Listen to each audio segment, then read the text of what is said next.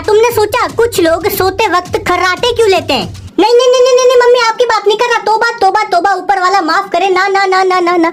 देखो, नॉर्मली जब हम सांस लेते हैं तो हवा हमारी नाक या मुंह से होते हुए गले तक जाती है और फिर विंड पाइप से होते हुए छाती तक जाती है। अब होता क्या है कि जब हम जगे होते हैं तब हमारे शरीर का हर एक मसल अच्छे से काम कर रहा होता है, कोई भी रिलैक्स कंडीशन में नहीं होता। पर जब हम सोते हैं तब हमारे मसल रिलैक्स हो जाते हैं, मतलब गले के भी मसल रिलैक्स होंगे। इसकी वजह से जहाँ से हवा जाती है वो जगह थोड़ी सिकुड़ जाएगी। अब होगा ये कि जब हवा अंदर आएगी तो वो जगह कम होने की वजह से यहाँ प्रेशर बनाएगी और प्रेशर की वजह से ये रिलैक्स मसल धुड़ धुड़ धुड़ धुड़ धुड़ धुड़ धुड़ धुड़ वाइब्रेट होने लगेंगे और बस जनरेटर चालू।